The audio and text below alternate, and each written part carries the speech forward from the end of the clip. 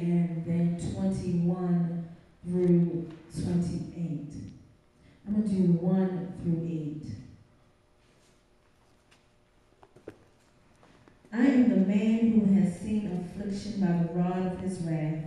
He has led me and made me walk in darkness and not in light. Surely he has turned his hand against me time and time again throughout the day. He has aged my flesh and my skin and broken my bones. He has besieged me and surrounded me with bitterness and woe. He has set me in dark places like the dead of long ago. He has hedged me in so that I cannot get out. He has made my chains heavy. Even when I cry and shout, he shuts out my prayer. Verse 21. This I recall to my mind. Therefore I have hope. Through the Lord's mercy we are not consumed, because his compassions fail not. They are new every morning. Great is your faithfulness. The Lord is my portion, says my soul. Therefore I hope in him. The Lord is good to those who wait for him, to the soul who seeks him. It is good that one should hope and wait quietly for the salvation of the Lord. It is good for a man to bear the yoke in his youth. Let him sit alone and sit silent, because God has laid it on him. Let him put his mouth in the dust. There may yet be hope. Let us pray. Dear Lord God, we thank you for your grace and for your mercies, oh Lord God. Lord, we thank you that you were there for us in our time of need, oh Lord God. Lord, we thank you for the time of worship that we have before your throne, oh merciful Father. Lord, we thank you for this opportunity to be fed by you through your word, oh Lord God. So continue to feed us, oh Father God. Feed us, Lord, until we want no more. Let our cup runneth over, oh Lord God. Lord, let he who has an ear hear what the Spirit of the Lord is speaking to his church. May it continue to bless us and to guide us. And it's in Jesus' name that we pray. Amen. Many of us know and are familiar with the song that Marvin Sapp wrote several years ago entitled Never Would Have Made It. And he wrote this song in a time of his life when he was just ready to quit the preaching ministry and ready to quit the singing ministry altogether. This song was birthed out of deep pain and loss. He wrote this song shortly after both his biological father and his spiritual father had passed away. Two people in his life who meant a great deal to him were both gone in a span of 2 months. Now here he was, Pastor Marvin Sapp, well-known singer and songwriter, truly gifted and anointed, so overwhelmed by grief that he wasn't sure if he could continue in ministry. Because of his own pain, he didn't think he would have the ability to encourage another. Marvin is not alone. It may not have been the loss, the death of a loved one, but it may be other problems in your life that has caused you such great danger and great pain and turmoil that you are at the point where you are just ready to throw in the towel. You don't think that you can take it and make it anymore. Sometimes the storms of life try to overtake us and we feel like we are drowning with no lifesaver to be found.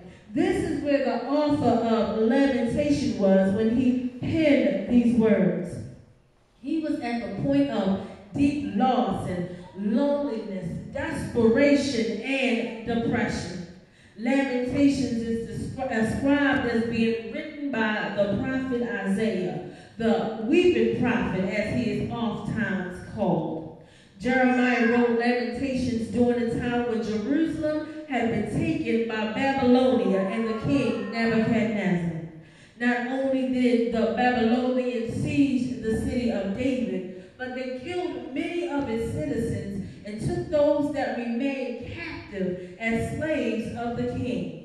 To add insult to injury, they destroyed Solomon's 400-year-old temple, the one God instructed him to build, the one that was made out of imported cedar from Lebanon, the one where the most holy place was totally covered in pure gold. They destroyed the place where the presence of God dwelt. They carried it to Babylon, along with all of the articles of the temple of God and the treasures of the Lord's temple. They set fire to God's temple and broke down the walls of Jerusalem. It was more than seeing this aftermath of the destruction that Jeremiah lamented. Once he saw all this, it was too much for him to bear, because he was an eyewitness to the whole event that Jeremiah laments. Although Jeremiah had spent 40 years trying to avert the Babylonian captivity, even though he knew the day was coming, when the day came, it was more than a prophet could handle. The Bible tells us that the rain will fall on the just and the unjust. But when the storms come, we are still caught off guard. And in our humanness, we react out of our flesh. Chapter 1 through 3 of Lamentation is full of Jeremiah's grief and agony of the fulfillment of God's judgment against Jerusalem.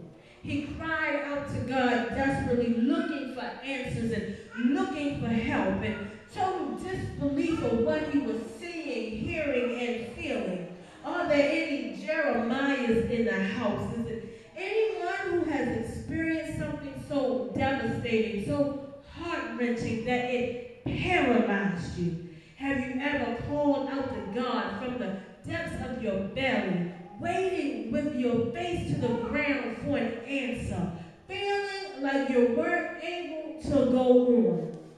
But thanks be to God, even though you were once a witness to pain and despair, you thought you were going to lose your mind.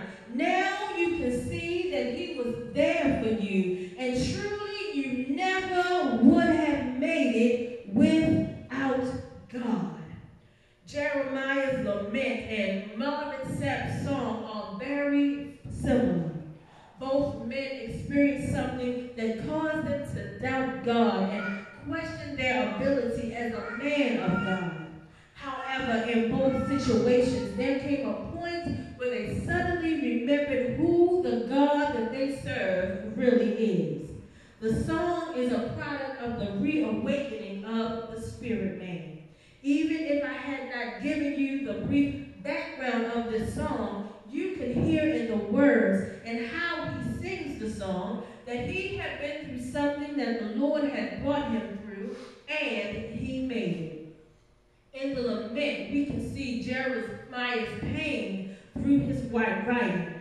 We walked with him as a man who had been afflicted, a man whose prayers had been shut out, a man who had been ridiculed, a man who was bitter and mourning. Yet when he got to verse 28, his whole tone changed. Something happened in verse 21 that made all the things that he saw and experienced a little easier to deal with.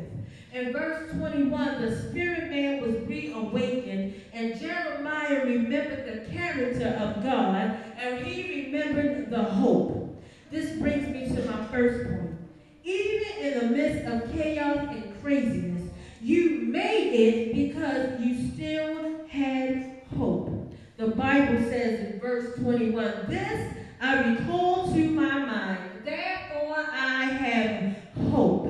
At first glance, when you read this passage, you wonder how all of these things that Jeremiah mentioned in the first few chapters gave him hope.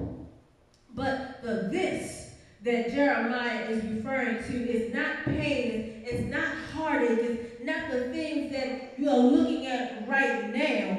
But between verses 20 and 21, Jeremiah